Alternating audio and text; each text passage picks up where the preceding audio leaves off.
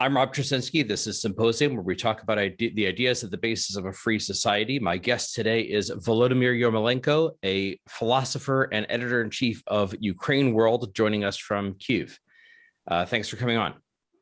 Thanks for having me. So first of all, I want to ask, how are things in Kiev right now? How safe is it, as opposed, I'm sure it's better than it was in the early stages of the war. It is better, but several days ago we had missile shelling and several districts of Kiev were affected.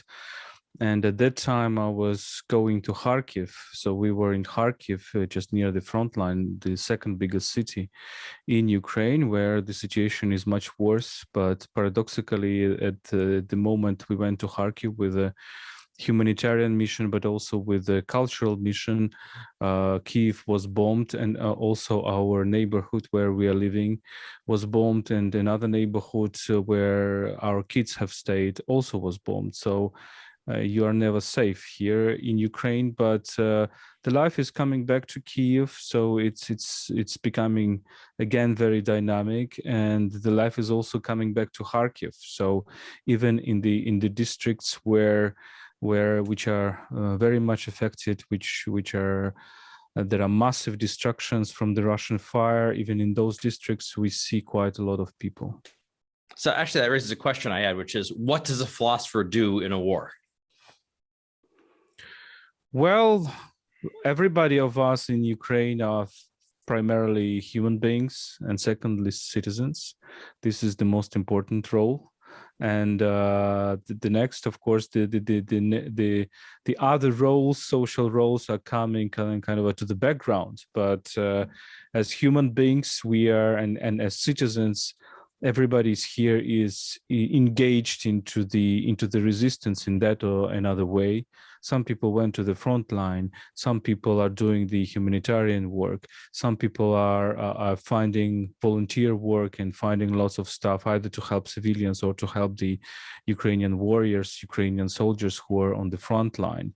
Those people who left Ukraine for obvious reasons, there are many women and kids, and they're also doing great job. Some people, all of my friends, are either advocating traveling from the capital to the capital in Europe, in the States, in other countries, or trying to collect funds, or trying to collect aids, or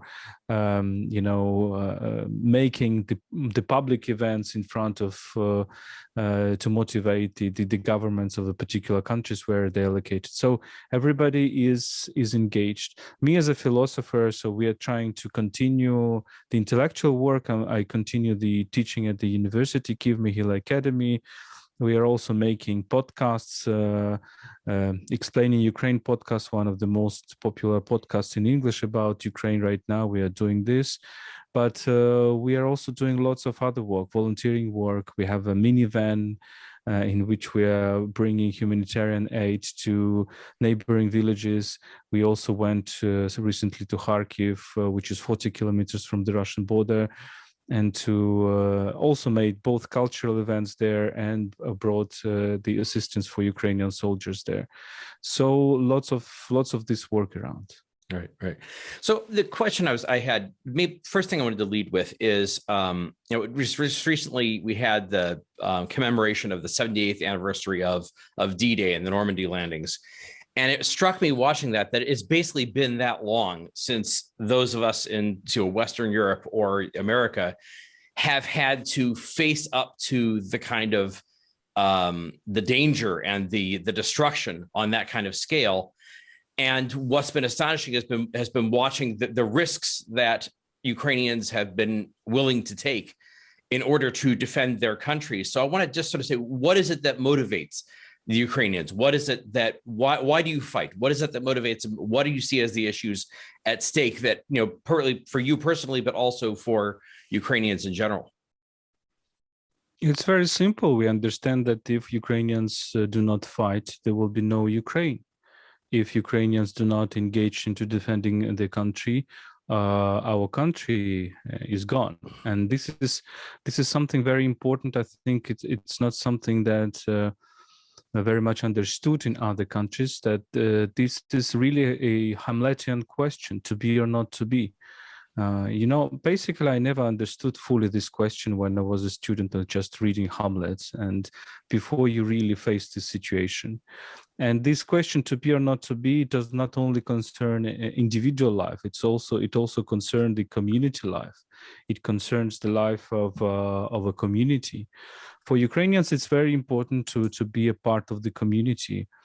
Now, I think we don't have this contradiction which is present in some of the Western countries, in which, for example, the idea of community and the idea of individual contradict each other, or then the idea of common identity or patriotism and the idea of individual rights contradict each other. I think in the current stage in Ukraine, these are things which are very much intertwined, interlinked. So the individual freedom is not imaginable without the freedom of the nation, of the country. And therefore, this is it. Also, for Ukrainians, of course, we all remember other episodes of our fight with Russians. It's also a history which is not very well told throughout the world, because this fight has very deep historical roots. It has roots in the repressions during Soviet regime. It has roots in the Great Famine of the 30s, when 4 million Ukrainians were killed. It has roots with the Russian oppression of Ukrainian autonomy in the 18th century, a destruction of Ukrainian statehood in the 18th century. All those things that we remember. Yeah, there's a very long history there. Now, you talked about the contradiction or the conflict sometimes between individualism and patriotism. Now, in America, the solution to that is you have patriotism that's based on freedom, based on us being a free society. So the individual, that creates a sort of unity between American patriotism and the belief in individualism. So, what is it you see as the values defining the values that will sort of set the terms for what Ukraine is going to create in the future as an independent state?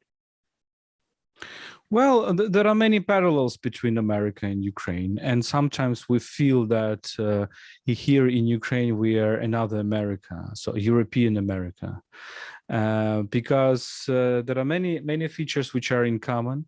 For example, one of the metaphors in which the war in the eastern Ukraine was described was a metaphor of the Wild East, comparing to the Wild West. This is, for example, one of the popular books which have appeared recently by Pavlo Kazarin, a Ukrainian journalist. It has this metaphor of the Wild East. Also, if you take the image of Ukrainian Kozaks, free warriors of the steppe, of the early modern Ukraine, meaning the 16th, 17th century, they're quite comparable to the idea of American settlers. Of course, we understand all the difficult history in the American history, what it implies, not very pleasant history. In Ukraine, it was rather a little bit different because it was a constant competition in the steppe between, for example, the Crimean Tatars and Ukrainian Cossacks and Turks, and now we have this very interesting identity, common identity with Crimean Tatars. So many things are actually in common with the Americans, and freedom is, of course, the basic value, because if you ask Ukrainians in the public opinion polls, what is the biggest important value for us? The freedom comes always first, and it is understood as freedom both of the community and freedom of the individual. Now, freedom of the community, I mean, really, you're talking about the idea of the Russians trying to suppress the very idea of a separate Ukrainian identity, a separate Ukrainian language, separate Ukrainian culture. Yes, of course. Today we are talking about Russians, but it's not only about Russians. It's an idea of independence and a very long history of how Ukrainians were making the sense of the common identity despite the fact they were kind of scattered between different states, different empires. The key story was of the 19th century when Ukraine was split up between two major empires of the Central and Eastern Europe, the Russian Empire and the Habsburg Austro-Hungarian Empire. And despite that, there was this common identity when a Ukrainian from the Russian Empire traveling to Habsburg Empire was meeting the same people with the same kind of language, culture, etc. Yeah. So, the interesting thing is there is a lot of history there. Now, I think America tends to think we don't have that as much history. Ours isn't as long. I think it has an impact on us. You mentioned the Wild West, that has a cultural impact. But there's a much, much longer history going on here with Ukraine. And I want to delve into that a little bit because, I've noticed that history and institutions have a lot of impact on what direction a country is going to go to. The way in which Russia, after the dissolution of the Soviet Union, the way in which they went back to a strongman, and that Russia has never really had a history of independent institutions and of individual freedom and of the checks and balances of a free society. I think some ways you can, Russia going back to a strongman under Putin, you could trace it back to the Mongols. So what are the roots, the foundations in Ukrainian culture and history on which to build a tradition of a free society? Well, the major difference between Russians and Ukrainians are not even, well, there are important cultural differences. Of course, the important difference in language, in music, in the way how the life is organized, etc. But I think that one of the key differences is the difference in the political culture. Russians has never envisaged themselves as a nation state. Their idea of the statehood idea, the idea of the statehood, emerges within an imperial idea, with the idea of the Third Rome, so-called, which was born in the late 15th century. And basically, it was an idea which presupposed the idea that Russia has no borders. So its borders are nowhere, as Putin has said recently, well, a few years ago. For Ukrainians, it's absolutely different. I mean, for Ukrainians, the key idea is that, okay, this is our land. We have been here for centuries and centuries. And, well, there were emigrations, there were, of course, diasporas, but basically this is our land. We are not going to go anywhere except by punishment or except by deportation, which happened many times in our history. In this said, one of the elements of the Russian political identity is the element of a certain loyalty to the emperor, loyalty to the Tsar. If you look at the classical Russian literature, you will always find a character. For example, in Lermontov or in Pushkin, a key character is the warrior or colonizer. So the agent of the center from Moscow or St. Petersburg who is going either to Ukraine or to Caucasus and who is presenting this imperial identity. Or take the major Russian military figures like Suvorov. One of the elements of this popularity of this figure is that he was able to go with the Russian army very far away and conquer territories.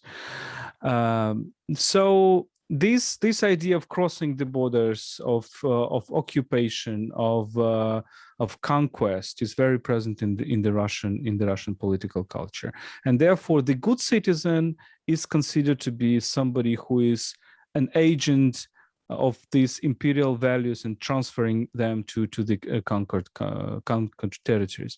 In Ukraine, it was never the case. The good citizen was primarily a person who is okay for his or her local community, who is working for his or her local community, who is kind of a embodiment of this community. And therefore, Ukrainians have this concept, very important concept of hromada, which means community, which in Ukrainian political thinking is very much identified, if you will, with the ancient concept of polis, the Aristotelian concept of polis, meaning that this is a community where every citizen plays a certain role, and he or she plays this role by acting in this community.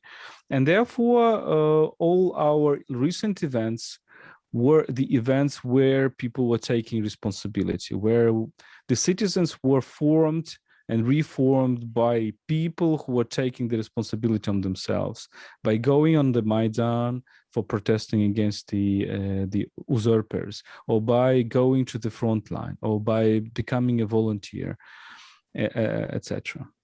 Yeah, I'd like to talk a little bit about that. By the way, that's something that reminds me of, when Tocqueville was writing about democracy in America, one of the things that he emphasized was this idea of people having the sense of responsibility for their own communities, and the sort of New England town hall where a problem needs to be solved and everybody just gathers together and they have a spontaneous meeting and they make the decision and they implement it.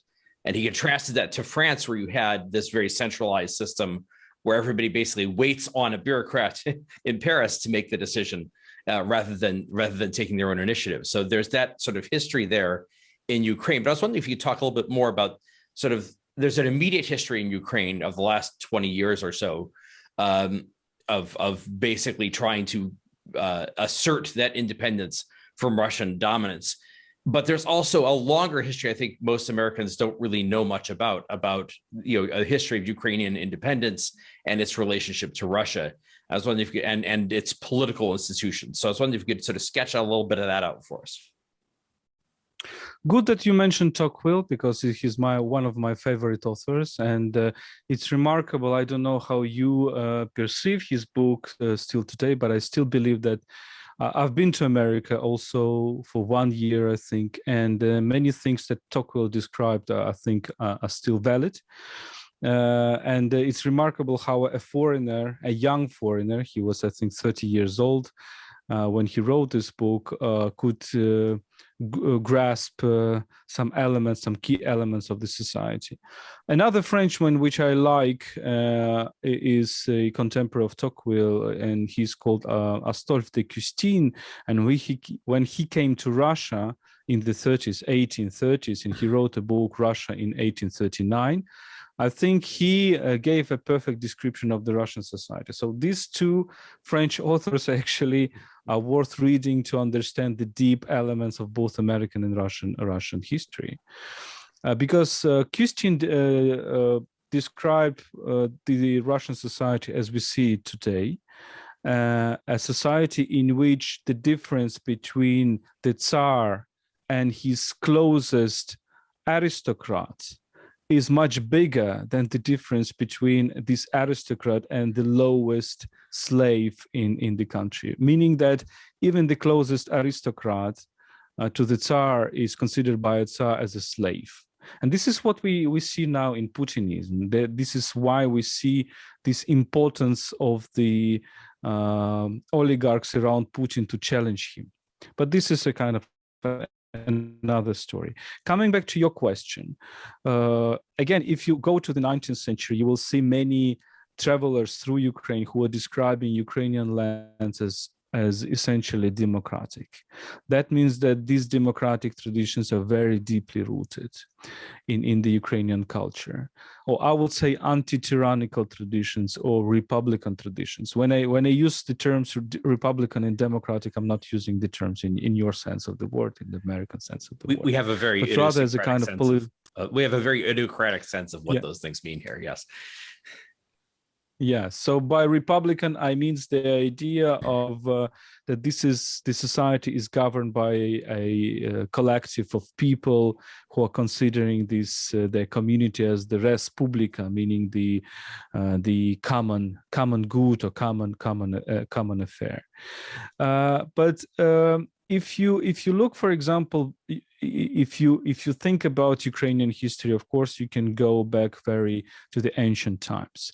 The antiquity had its roots in Ukraine because there were Greek settlements in the Crimea, but also in the Black Sea and Azov Sea coast. Then you have a very interesting element which is connected with Kozaks, which is a big culture which had for a century, I think, or so, Judaism as its key religion, and which was centered in the now central Ukraine. Then you have a very interesting connection between North and South, meaning between the Scandinavian countries, cultures, the Vikings, the Varangians, and the Greek or Roman Byzantine culture. And if we are talking about the 9th century, 10th century Ukraine, this is a kind of a mixture between these different elements: Scandinavian, then Greek, then of course Christianity, then these nomadic tribes which were here, then Judaism with Khazars, etc. So, and therefore it is very interesting. But it's remarkable then if you talk about this medieval culture, medieval Rus, as it was called there. Don't mix it up with Russia. The concept of Russia appeared much later, and Rus is itself is a Scandinavian word, not the Russian, not the Slavic word. So it was very decentralized. And when Ukrainian intellectuals of 19th century, like Mykola Kostomarov, were writing about this medieval Rus, they were using in which there was no particular center. And there was this multitude of different centers who were competing with each other, but also cooperating with each other. And I think this is one of the key elements. So this idea of decentralized country in which every particular city, every particular region plays its role, is very important. It's traceable right now, because we see that Kharkiv is very different from Kiev, that Dnipro is different from Kharkiv, that Odessa is a completely different world, that Lviv is absolutely different world. But remarkably, despite these differences, we have this, we have something that unifies our all. And I think this is this idea of free political nation, in which the decisions are taken by consensus, competition, plurality, rather than by decree from above. You know, I think it's interesting that if Ukraine didn't have a strong common national identity before now, it certainly has one, you know, forged in this conflict. But I also let's rehearse a little bit again for those who have not been following this necessarily, the events of the last 20 years or so, where you know the Euromaidan protests and all of that. Because what I've been watching this as it has been unfolding, and it was in this interesting sort of post-Soviet history. It was this consistent attempt by the Ukrainians to basically insist on having a more democratic or republican system, and resisting the attempt to perpetuate or impose on them this sort of strongman role. Absolutely. And as I said, this comes back very deep in history, because one of the key elements of our political culture is, of course, the phenomenon of Kozaks. Kozaks are people basically who are not dependent on the state, who are not dependent on state institutions, who can cooperate with the state, but basically who can avoid cooperating with the state.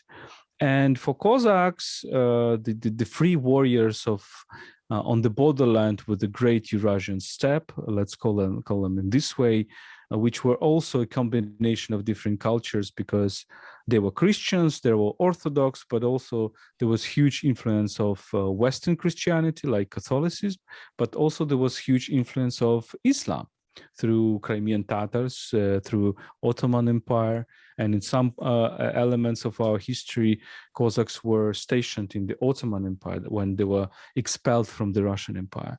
So this element is very interesting, and I think one of the key elements of Cossacks in our history is, I think it's double. The first idea is that this is a warrior ethos, right? So this is an idea that the basis of your political culture is a free warrior. You can compare it with the medieval knight, European knight, right? And I always say that Europe is based, maybe America as well, upon two ethical systems. The first is the bourgeois ethos, which presumes that life is a marketplace and you can always negotiate and find a compromise. And the warrior ethos, which presumes that life is a battlefield and at some point you should fight. You should not seek a compromise. So today's Europe is of course much more in this bourgeois ethos than in the warrior ethos. In Ukrainian political culture, this warrior element is very important too, and therefore there is so much decisive. Ukrainians are so much decisive in this fight for their freedom. But the second element with regard to Cossacks is that they developed a contractual idea of politics, meaning that the Cossacks were signing contracts with their chiefs, which were called hetmans. In many senses, it was copying also European models and the Polish-Lithuanian model, in which, for example, king was elected, and there was a contract between the king and the Szlachta, the aristocracy.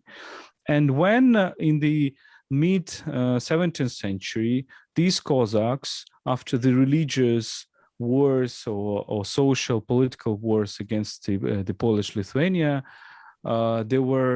they decided to join another Orthodox force, which was Muscovy.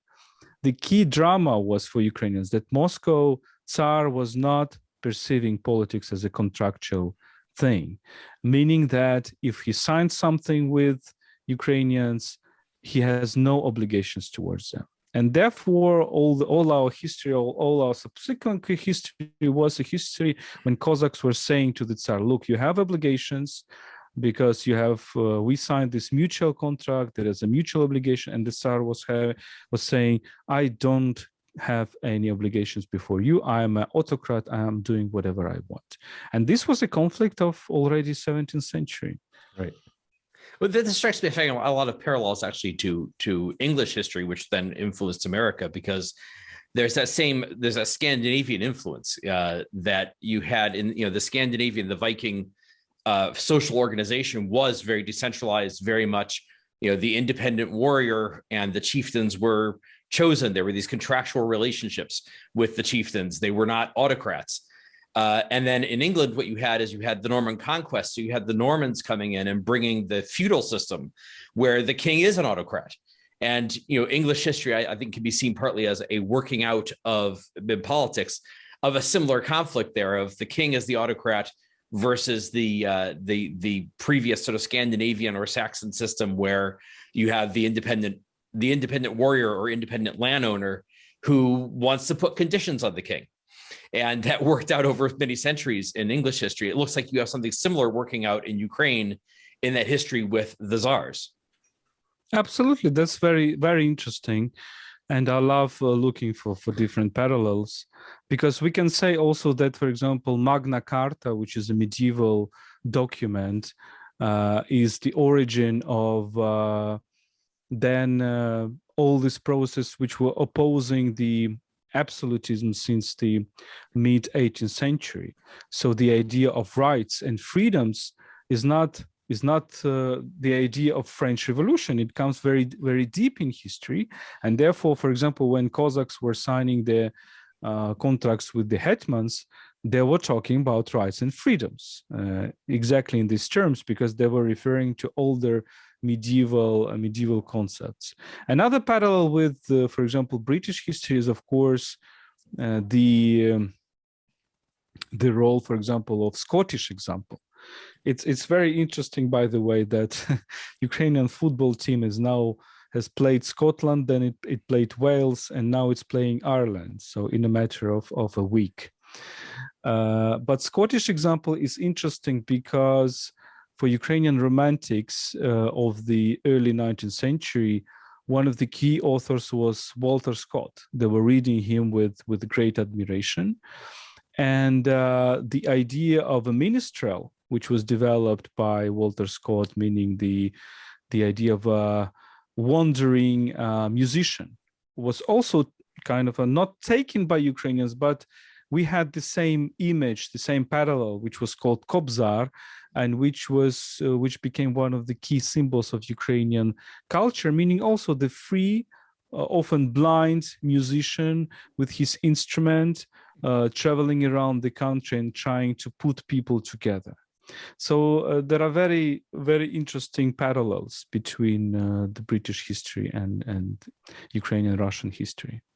Now, we've talked a lot about history, but nations are also forged by ideas. And talking about an American example, that the Enlightenment ideas of natural rights and the philosophy of John Locke and Sidney and all those guys, that was well accepted and widely known and well accepted in America before the revolution. But when you have the American Revolution, it suddenly brings all that to the forefront and makes that the basis for a national identity, that we fought for these ideas. What ideas do you see as having an impact, or that you think should have an impact on Ukraine and be forged sort of as to part into the national identity in this conflict? Well, the one idea that I already mentioned, this idea of a warrior ethos, because I think that a sound society needs to combine both, because you cannot build a society only on warrior ethos, because you will then consider every transaction as a battlefield where you should destroy the enemy. Of course, the sound society is a society where there is a big space for compromises and a big space for a positive sum game when you seek a win-win situation. But this space of compromise has its limits, and Ukrainians understand it very well. My impression is that Europeans do not understand it very well.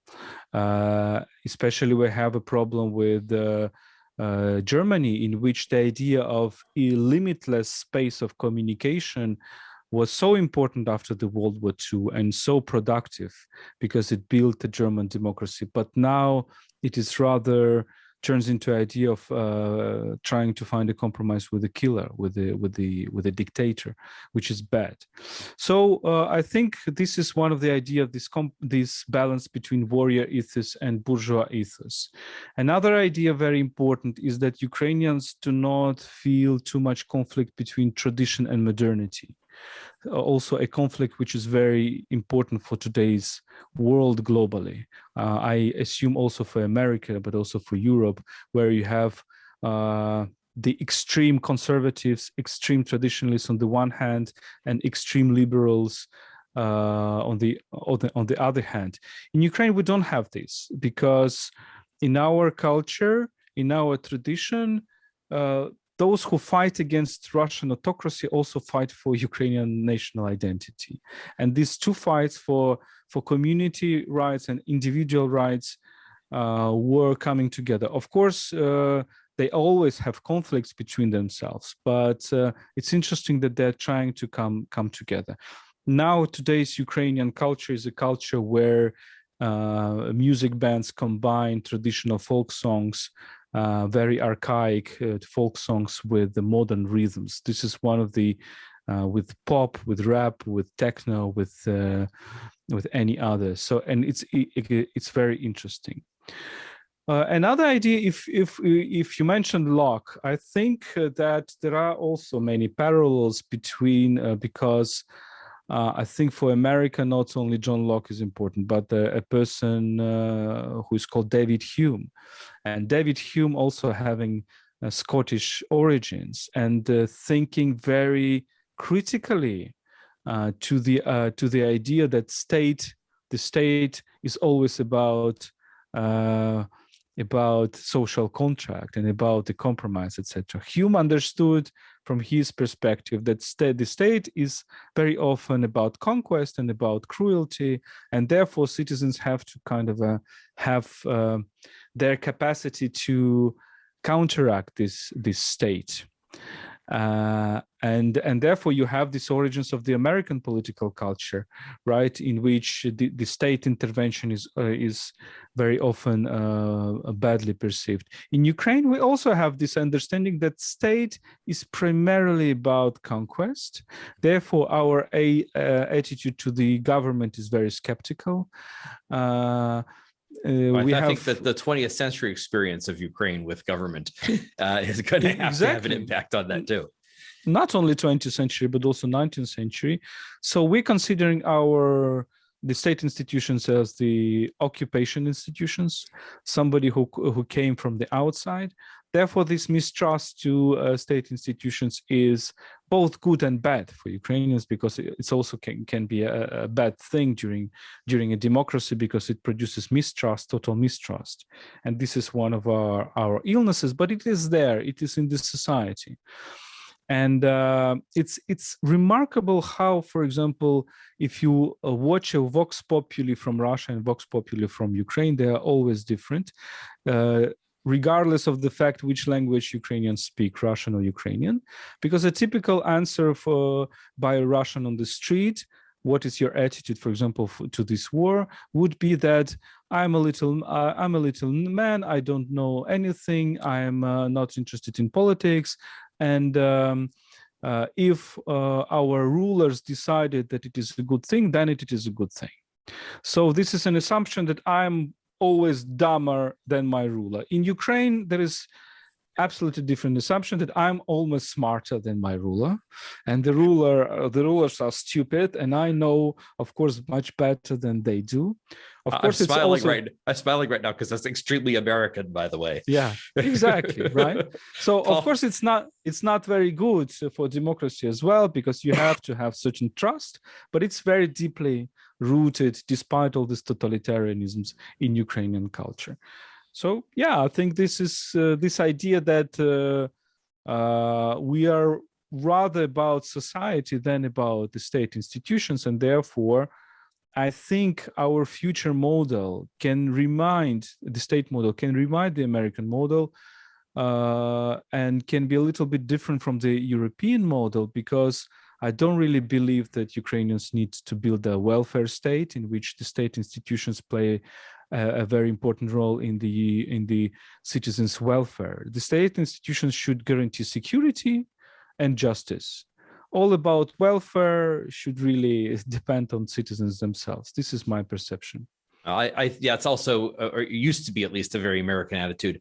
Well, I also think you mentioned elsewhere in another interview I saw that I think whatever happened, I don't want to get ahead of ourselves, but whatever happens in the rest of the course of the war, Ukraine is going to have to be very focused on national defense. So, the idea of this sort of Western European approach of let's spend less than 2% of our GDP on military and national defense and spend the rest on the welfare state, that's not really going to be an option. It's going to have to be a militarily strong power going forward. Absolutely, because in the welfare field in the 90s and the 2000s taught us that Ukrainians can survive without the state. The state can give some pensions, salaries, but they're very, very little. And therefore, Ukrainians kind of learned how to survive on their own initiative. But the security, of course, the defense is a key thing, because we are not naive. We understand that Russia will not disappear, that this war can last very, very long time.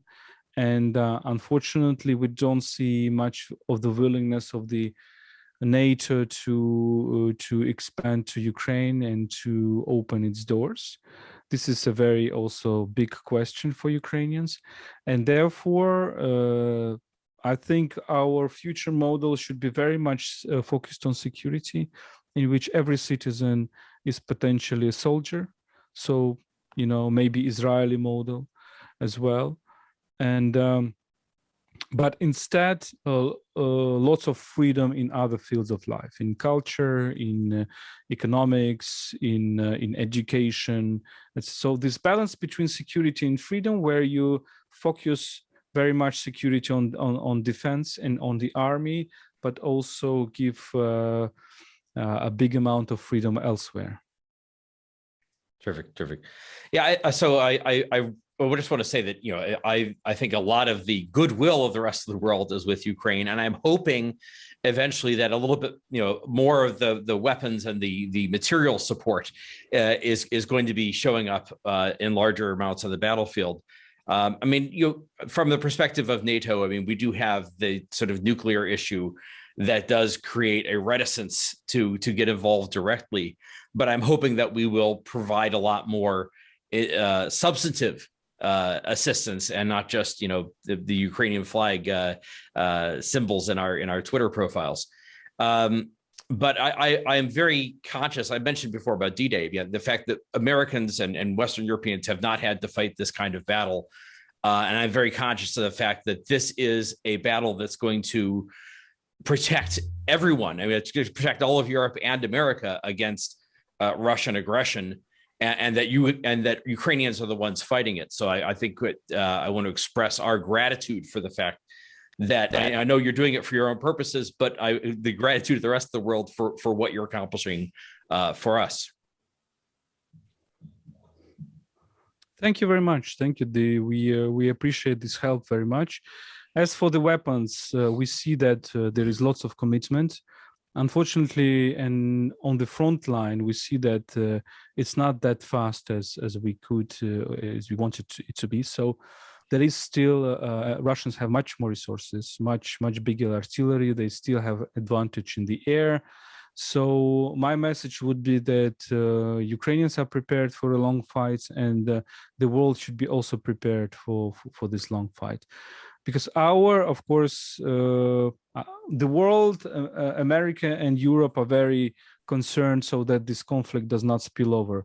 Of course, we are also very concerned. We don't want this war to spill over. We really want to stop Putin and Russians here on our territory and push them back to our borders. I think this is our common interest. As for nuclear strike, I don't think this is an option for Russia, because they will try to think about the future, how they live in the future with Putin or without Putin. Nuclear strike will end the future for everybody, and I think this is not an option.